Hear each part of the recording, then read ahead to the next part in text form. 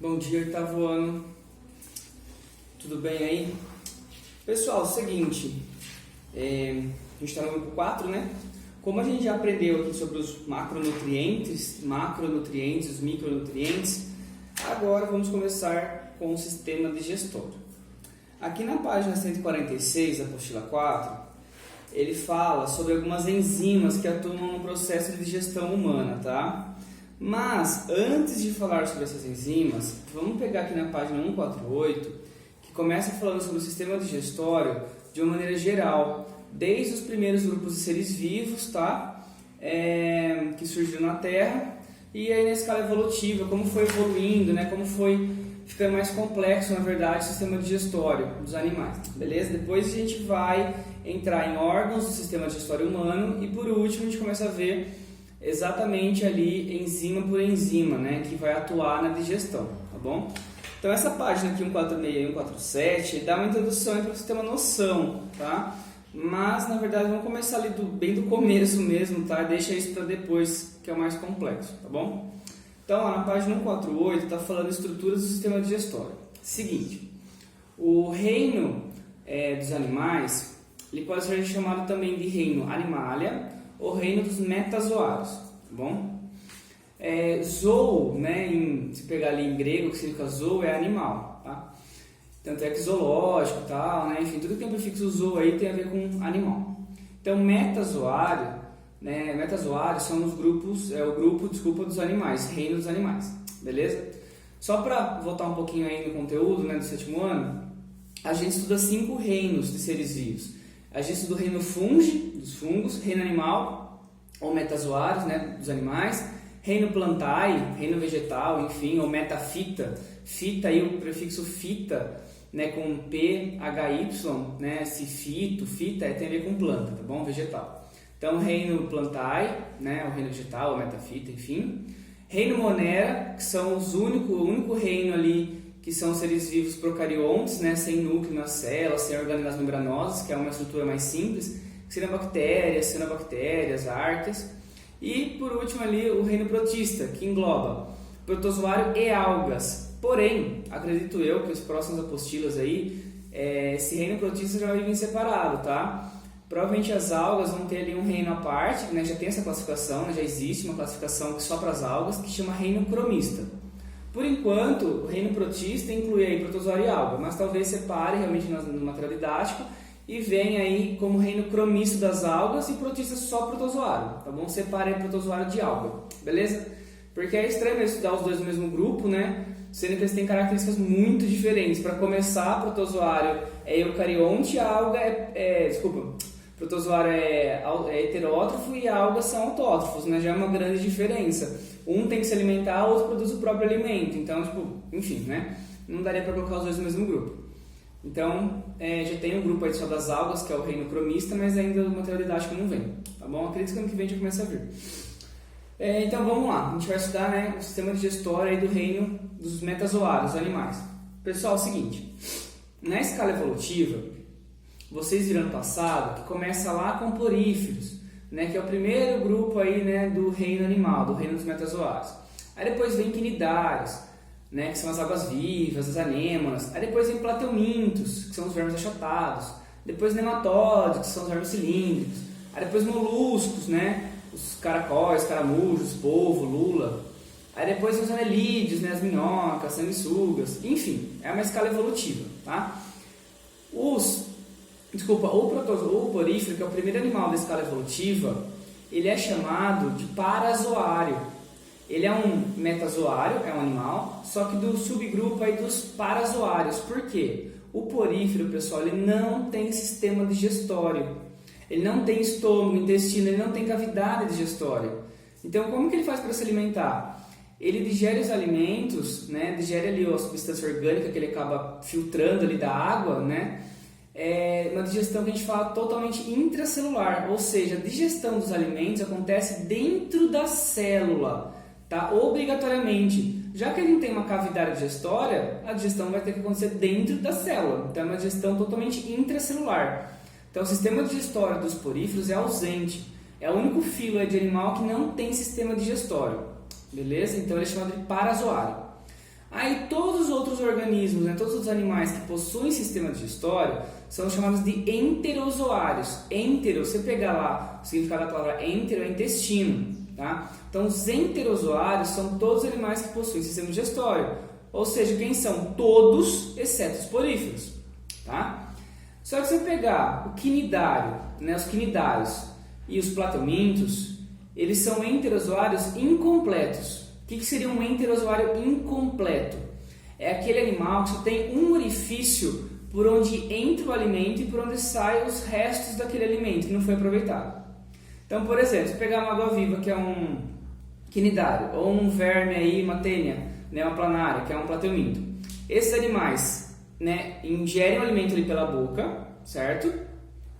Faz digestão extracelular, ou seja, na cavidade digestória que eles já têm, e também intracelular. Então, tipo assim, parte do alimento é digerido na cavidade digestória, ou seja, fora da célula, dentro do corpo deles, mas fora da célula, tá? Numa cavidade, como se fosse ali um estômago. Então, parte da digestão faz nessa cavidade digestória e termina a digestão, né, dentro da célula, certo? Então, a digestão do plateuminto e do quinidário, ela é extra e intracelular. Aí, beleza, ele digeriu lá o alimento, só que não é 100% do alimento que aproveita, né? Parte vai ser eliminada, o corpo não consegue digerir. Essa parte do alimento que vai ser eliminada, seriam as fezes, né? Sai por onde se ele só tem boca? Sai pela boca. Ou seja, é um enterozoário incompleto, ele só tem boca, não tem boca e ânus. Não tem por onde entrar o alimento e sair o resto do alimento. Não, é só um orifício, uma entrada, né, na verdade, um orifício para entrada e saída do alimento, tá bom? Então esses são os enterozoários incompletos, beleza? A partir de nematóides, que são os vermes cilíndricos, como a lombriga, por exemplo, amarelão, né? A partir do nematóide já se tem o sistema digestório completo, ou seja, a partir de nematóides, todos os animais são chamados de enterozoários completos, ou seja, que possuem boca e ânus, certo? O nematóide, apesar de ter o sistema digestório completo, ele também faz digestão extra e intracelular, tá? A partir ali de molusco, anelida, a digestão é basicamente ali só extracelular, igual a nossa. A nossa digestão, lógico, acontece dentro do nosso corpo, mas ela é extracelular, não acontece dentro da célula. A digestão nossa dos alimentos, né, que a gente ingere acontece dentro do estômago, dentro da boca, dentro do intestino, tá? Ou seja, dentro de uma cavidade, né, dentro da célula.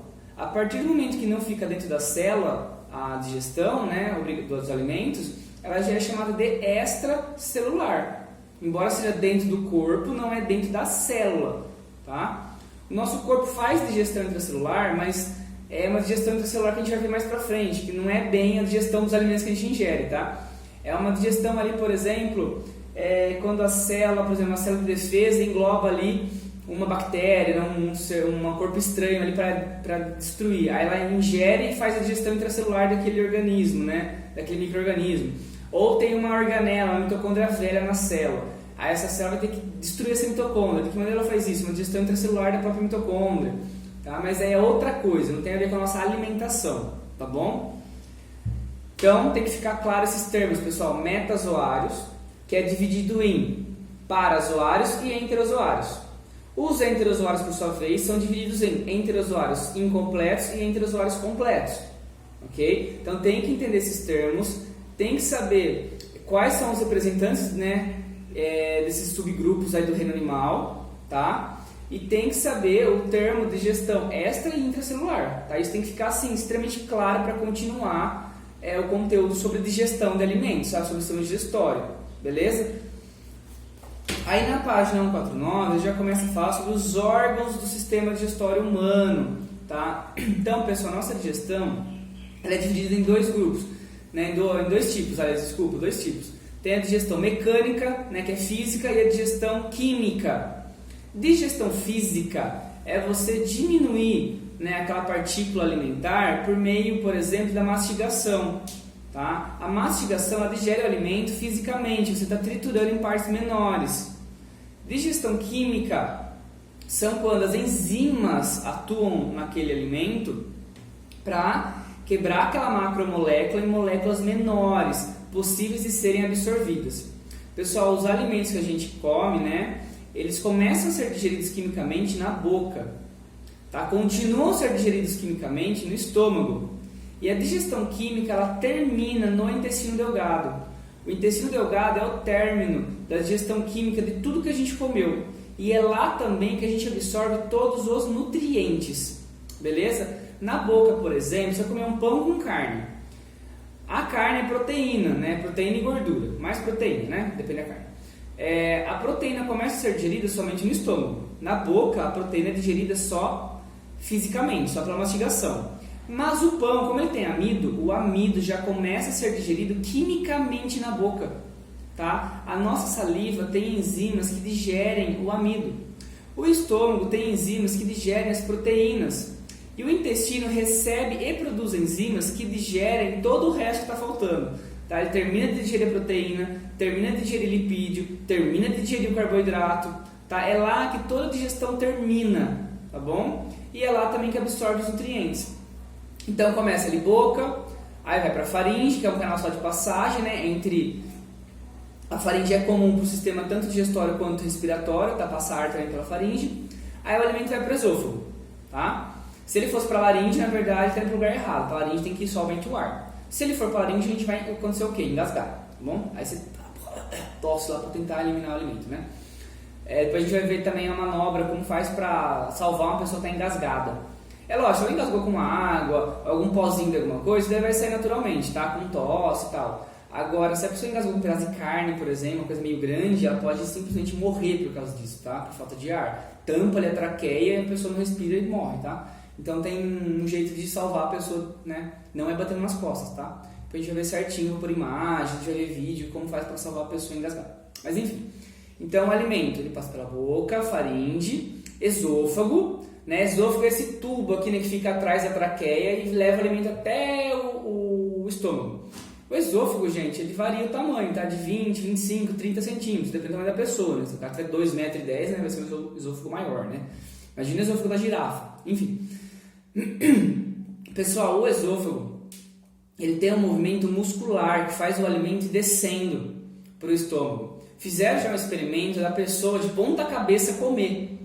O que o alimento fez? Foi subindo para o estômago, ou seja, tem um movimento muscular que faz o alimento caminhar ali pelo trato digestório.